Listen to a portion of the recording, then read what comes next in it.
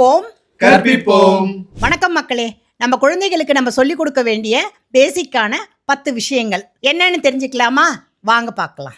Number 1, தோல்விகளை எதிர்கொள்ள சொல்லிக் கொடுங்கள். அதுங்க அச்சீவ் பண்ணணும்னு நினைக்கிறது தப்பு இல்லை, ஆனால் அதே நேரத்தில் அது தோல்வி ஆயிடுச்சுன்னா அதை தாங்கிக்கிற மனசு இப்போ உள்ள குழந்தைங்களுக்கெல்லாம் ரொம்ப கம்மியாக இருக்குது. அதனால நம்ம பேரண்ட்ஸ் அவங்களுக்கு என்ன சொல்லிக் கொடுக்கணும் அப்படின்னு சொன்னால், தோல்விதான் வெற்றிக்கு முதல் படி, முயற்சி இருந்தால் அடுத்தது அந்த வெற்றி இலக்கை தொடலாம் அப்படிங்கிறத பிள்ளைங்களுக்கு நம்ம சொல்லிக் கொடுத்து வளர்க்கணும். நல்ல ஃப்ரெண்ட்ஸை சூஸ் பண்ணுறதுக்கு பேரண்ட்ஸ் கண்டிப்பாக சொல்லித்தரணும்.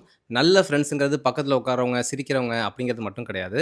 நல்ல பழக்கங்களை கொண்ட நல்ல நண்பர்கள், இவங்களை கரெக்டாக உங்கள் குழந்தைங்க பிக் பண்ணிட்டாங்க அப்படின்னு சொன்னால் அவங்களுடைய சரௌண்டிங்ஸும் நல்லாயிருக்கும், அவங்களுடைய லைஃபும் கலர்ஃபுல்லாக இருக்கும். பணம் மற்றும் நேர மேலாண்மையை கற்றுக் கொடுக்கணும். குழந்தைங்களுக்கு பணத்தை எப்படி சேமிக்கணும், பணத்தை எப்படி பெருக்கணும் அப்படிங்கிற அந்த ஃபினான்ஷியல் மேனேஜ்மெண்ட்டும் நேர மேலாண்மை டைம் மேனேஜ்மெண்ட்டும் நம்ம கற்றுக் கொடுக்கணும். பிறருக்கு உதவும் மனப்பான்மையை வளர்க்க சொல்லிக் கொடுக்கணும். பரிவு காட்டுவது, அன்பு காட்டுவது, மற்றவங்களை மதிக்கிறது, மற்றவங்களுக்கு நம்ம நல்லது செஞ்சால் எவ்வளோ சந்தோஷம் கொடுக்குங்கிறத நீங்கள் செஞ்சு அவங்களுக்கு காட்டினா அவங்களும் அதை ஃபாலோ பண்ணுவாங்க. நம்ம குழந்தைங்களுக்கு உடல் நலம் எவ்வளோ முக்கியம், அதை எப்படி பேணணும் அப்படிங்கிறத நம்ம சொல்லி கொடுத்தே ஆகணும். ஆரோக்கியமான உணவு, நல்ல உடற்பயிற்சி, அமைதியான தூக்கம், இவை 3ம் அவசியம். முக்கியமாக சொல்லிக் கொடுக்க வேண்டிய இன்னொரு விஷயம் உணர்ச்சிகளை கட்டுப்படுத்துறது. இந்த உணர்ச்சிகள் நான் சொல்கிறது கோபம், பயம், சோகம், இப்படிப்பட்ட உணர்ச்சிகளை. ஏன்னா இன்றைக்கி எல்லாத்துக்குமே ரொம்ப ஃபாஸ்ட்டாக டிசிஷன் எங்கே எடுக்கிறாங்கன்னா, இந்த மாதிரியான உணர்ச்சிகளை அவங்களுக்கு எந்த அளவுக்கு வச்சுக்கணும் அப்படிங்கிற லிமிட் தெரியாமல் போகிறதுனால தான்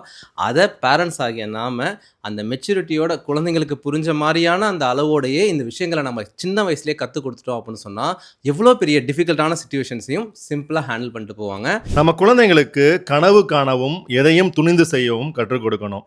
கனவு காணுதல் அப்படிங்கிறது அவங்களோட ட்ரீம்ஸ் என்னவோ அதை நோக்கி அச்சீவ் பண்ணறதுக்கு தேவையான முயற்சிகளை அவங்க எடுக்கிறதுக்கு நம்ம தூண்டுதலாக இருக்கணும்.